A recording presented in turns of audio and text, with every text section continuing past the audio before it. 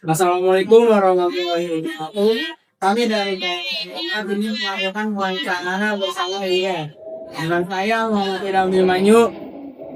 Kami bahasa Manado. Saya Amina Nadila yang kecil.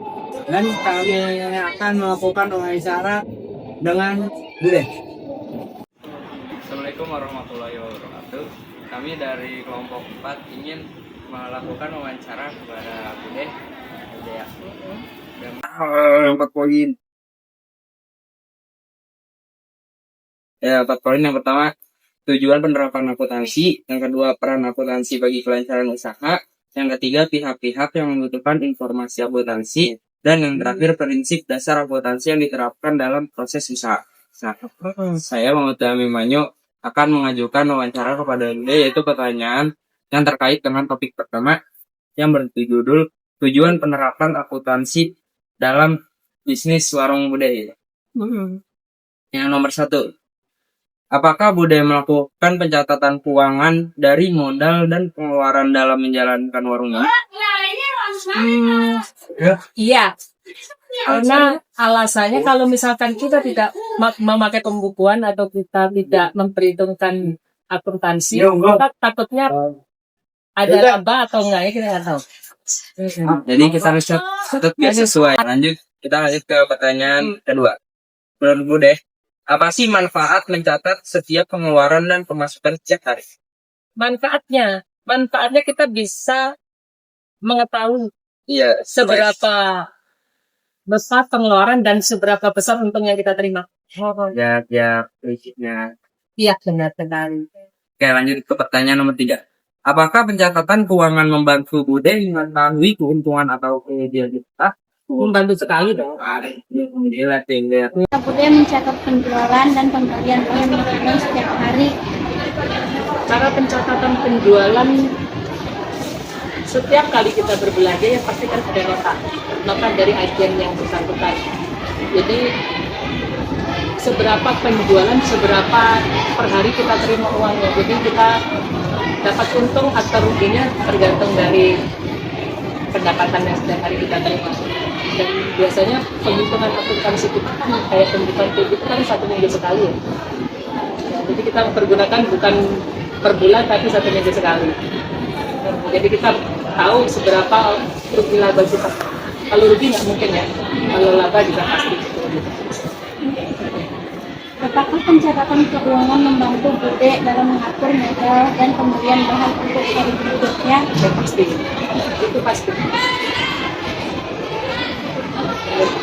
Apakah Bude melakukan analisis dalam mengambil keputusan untuk menentukan harga jual makanan ke depannya? Analisis tentang harga ya. Yang pasti kita ngambil barang kan dari produsen. Kita kan distributor ya. Produsennya yang pasti kan di sini kan agen. Jadi seberapa besar agen, biasanya agen kasih tahu harga jualnya berapa. Jadi kita tinggal ngejual dengan harga yang ditentukan sama mereka. Tapi kita juga bisa menentukan harga sendiri.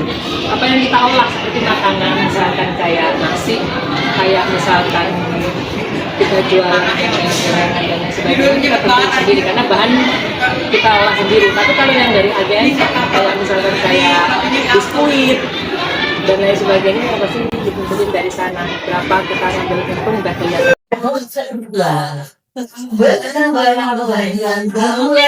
Tahu saya tuh, karena kan warung ini bersifat pribadi. Jadi saya sendiri yang mencatat akuntansinya atau pembukuannya. Tidak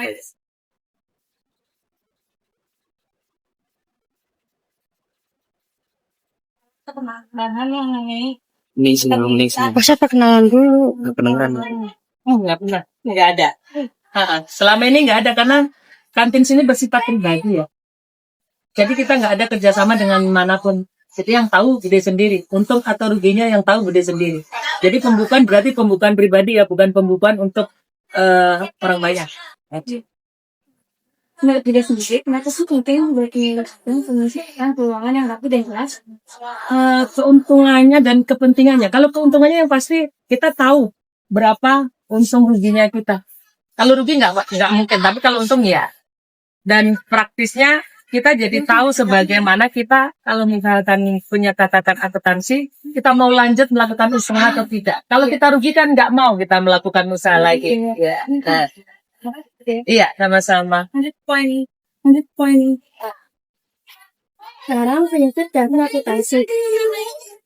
Gimana cara dia memastikan setiap transaksi dicatat dengan jujur dan benar?